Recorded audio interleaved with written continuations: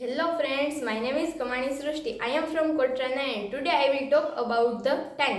સમય તો સમય શું છે? બે ક્રમિક ઘટના વચ્ચેનો ગાળો. સમયની અનેક વ્યાખ્યાઓ છે. સમયનો સર્વસામાન્ય અને ગ્રાહ્ય અર્થ તે ઘડિયાળ છે. કલાક, મિનિટ અને સેકન્ડ બતાવે છે.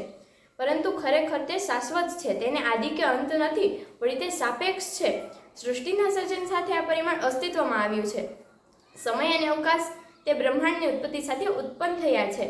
મહાન વિજ્ઞાની આલ્બર્ટ આઇન્સ્ટાઇનના સાપેક્ષવાદ પ્રમાણે સમય અને અવકાશ એક જ પરિમાણ છે. દરરોજ સૂર્ય પૂર્વમાંથી ઉગતો અને પશ્ચિમમાં આથમતો જણાય છે. આથી પૃથ્વીનો જે ભાગ સૂર્ય તરફ હોય ત્યાં પ્રકાશના હિસાબે દિવસનો સમય ગણાય છે અને જે ભાગ સૂર્યની વિરુદ્ધ દિશામાં હોય ત્યાં પ્રકાશના અભાવના લીધે અંધકારના લીધે રાત્રિનો સમય ગણાય છે. આથી માનવીને આખા દિવસ કરતાં પણ ત્યાંથી નાના એકમની જરૂર લાગી.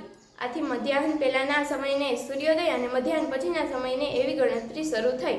લેટિન ભાષામાં મધ્યાહન પહેલાંના સમયને AM અને મધ્યાહન પછીના સમયને PM શબ્દો પ્રયોજાય છે. આથી ઘડિયાળમાં 12 કલાકના વિભાગ જોવા મળે છે. જોકે હવે ટ્રેન અને પ્લેનના સમય માટે 24 કલાકની ગણતરી કરીને 1 PM બદલે 13 કલાક કે 2 PM બદલે 14 કલાક એમ લખવામાં આવે છે, જેથી રાત્રિ કે દિવસના સમયનો ઘટાડો થાય નહીં.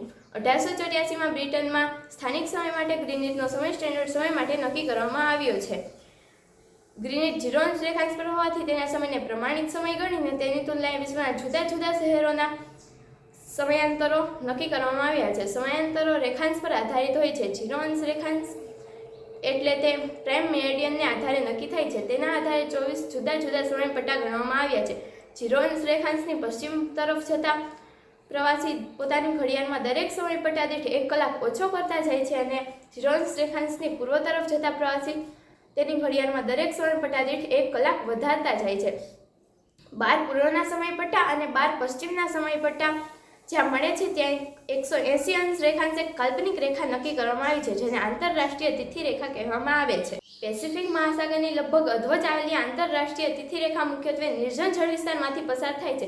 સામાન્ય વ્યવહારની સગવડ ખાતર આ રેખા ઓળંગીને પશ્ચિમ તરફ જતા પ્રવાસી 1 દિવસ ગુમાવે છે અને આ રેખા ઓળંગીને પૂર્વ તરફ જતા પ્રવાસી 1 દિવસ મેળવે છે. Thank you.